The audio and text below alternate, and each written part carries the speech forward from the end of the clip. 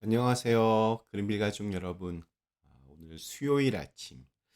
네, 오늘도 이렇게 매일 한 말씀으로 또 오늘 하루를 시작하는 모든 분들에게 귀한 날을 귀하게 살아낼 수 있는 그러한 믿음과 은혜가 있기를 간절히 기원합니다.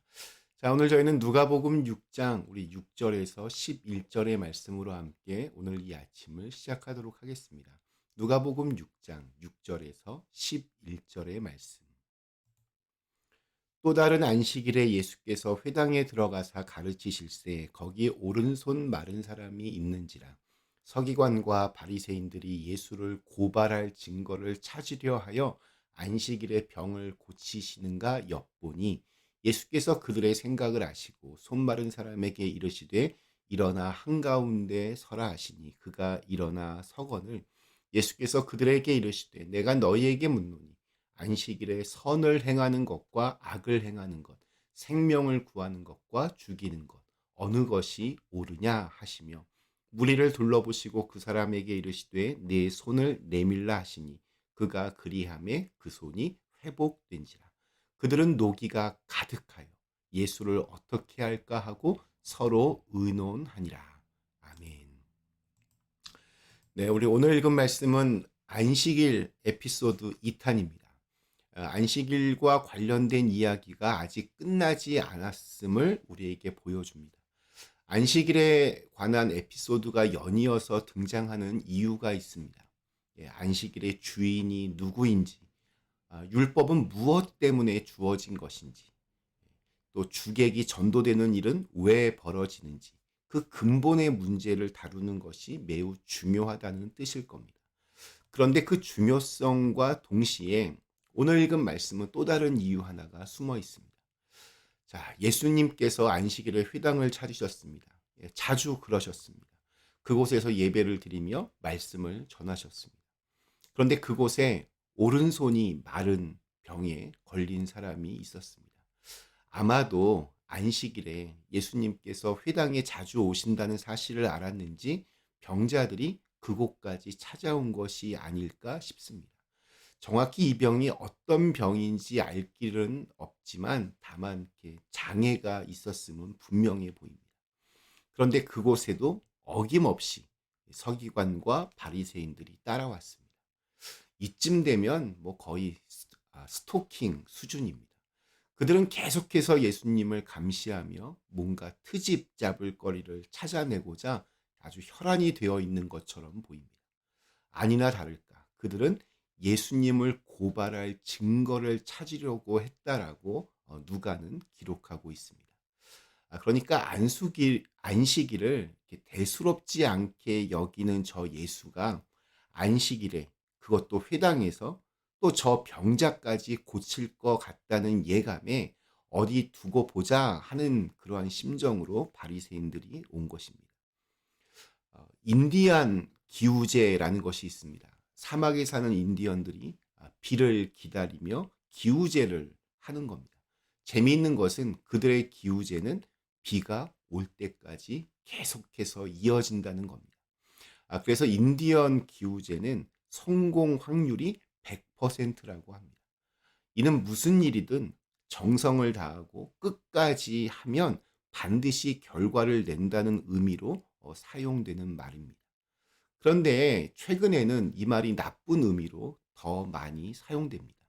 수단과 방법을 가리지 않고 더 나아가서 불법적인 방법을 동원해서라도 결과를 만들어낸다라는 뜻으로 쓰이기도 하기 때문입니다. 이는 마치 뚜렷한 증거를 통해 범인을 잡기보다는 특정한 범인을 미리 딱 정해놓고 그에 맞춘 증거들을 찾아내는 것과 비슷합니다. 증거가 없으면 뭐 허위로 만들어서라도 범인을 이렇게 만들어 버립니다. 요즘 정치권에서도 아주 흔하게 볼 수 있는 풍경입니다. 예수를 고발할 증거를 찾으려고 한다는 표현이 바로 이 인디언 기우제와 같은 마음입니다. 더욱 중요한 것은 그들은 이미 예수님과 많은 시간을 동행하고 있었습니다. 그들은 중풍병자를 고치시는 예수님을 보았고 세리의 마음을 변화시키는 것도 지켜보았습니다. 통찰력 있는 말씀도 들었습니다. 안식일의 문제에 대해서 깊이 있고 설득력 있는 말씀의 한마디 대꾸나 또 반론조차 하지 못하기도 했습니다. 그런데도 그들은 여전히 예수님을 고발할 구실만, 증거만 찾고 있었습니다. 심증이라는 것이 있습니다. 내가 보기에 이 사람이 범인이다. 그러한 마음을 일컫습니다. 그런데 사건을 깊숙이 조사하다 그렇지 않다는 증거들이 하나둘 나오고 그 증거들이 확실하다면 마음을 바꾸어야 합니다. 즉시 마음을 바꿔야 합니다. 그런데 그 마음을 바꾸지 못하는 사람들이 있습니다. 배우고 알게 되고 또 증거들이 나오는데도 애써 외면하는 이들이 있습니다. 서기관들이나 바리새인들만 그러는 것이 아닙니다. 우리들도 마찬가지입니다. 주님이 은혜를 주십니다. 기도하며 문제를 해결하고 또 심지어 병이 낫기도 합니다. 괴로운 시간들이 지나가고 위로와 평안을 얻기도 합니다. 그런데 그런 폭풍이 지나고 나면 금방 다 잊어버립니다. 다시 마음은 원래 제자리로 돌아갑니다. 은혜라기보다는 이게 우연히 잘 된 것 같고 주님이 주시는 평안과 위로라기보다는 곁에 사람을 잘 둔 덕분에 해결한 것처럼 생각합니다. 그렇게 내 마음 바꾸기를 미루다 보면 우리에게는 다시금 의심이 찾아오고 또 애써 외면하며 더 나아가서 주님이 아닐 구실을 찾는 메마른 영혼이 됩니다. 기쁘게 웃고 행복하게 미소 짓다가도 누군가 오늘 어땠냐라고 물어보면 꼭 그저 그랬어. 이런 대답하는 분들이 있습니다. 그게 무슨 뭐 이렇게 위험 있냐 아무렇지도 않은 척, 별 감흥 없는 척 합니다. 그러면 그들에게는 점점 그런 기쁨과 감사의 시간, 행복한 웃음의 시간들이 줄어들 확률이 높습니다. 그렇기 때문에 무엇인가 선한 마음이 들면 그 즉시 고백하고 또 옆에 있는 사람들에게 감사와 기쁨의 반응을 보일 수 있어야 합니다. 자, 예수님은 손이 마른 사람을 불러 세우시고는 보란 듯이 말씀하십니다. 우리 9절 말씀. 예수께서 그들에게 이르시되 내가 너희에게 묻노니 안식일에 선을 행하는 것과 악을 행하는 것, 생명을 구하는 것과 죽이는 것, 어느 것이 옳으냐 하시며. 만약 주님께서 오늘 우리들에게 이런 질문을 하신다면 어떤 반응을 하시겠습니까? 아마도 다들 당연히 선을 행하는 일이고 생명을 구하는 일이라고 대답하셨을 겁니다. 그런데 이게 꼭 당연한 것이 아닙니다. 오늘 말씀에서 바리새인들은 이 말에 화를 냅니다. 왜냐하면 그들에게는 안식일에 어떤 일도 해서는 안 된다는 규율이 무엇보다 중요했기 때문입니다. 바리새인들의 율법은 오늘날 우리에게는 뭐 자신만의 경험, 자신만의 지식, 더 나아가 자신만의 신념이나 고집으로 생각해 볼 수 있을 것 같습니다.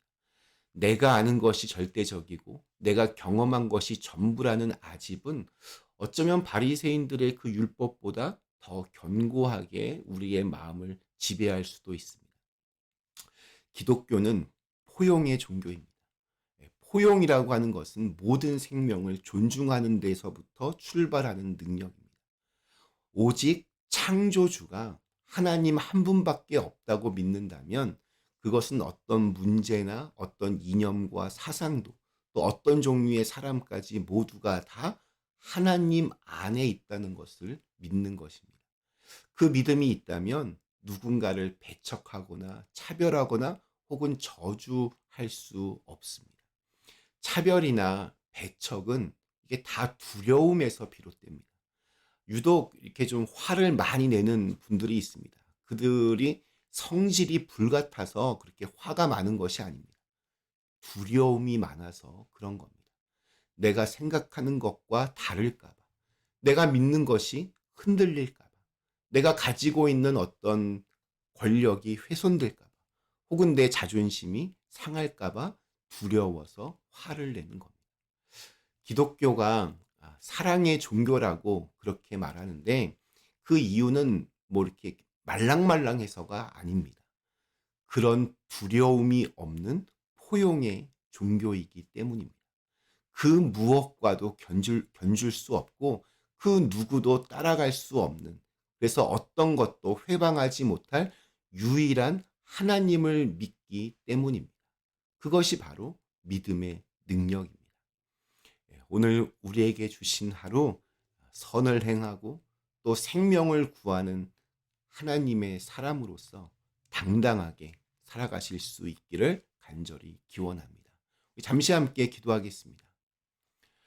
거룩하신 하나님, 저희로 하여금 하나님의 사람답게 선을 행하고 또 생명을 구하는 일에 정말 담대하게, 당당하게 그렇게 살아갈 수 있도록 우리의 삶을 인도하여 주시옵소서. 예수님의 이름으로 간절히 기도드리옵나이다. 아멘.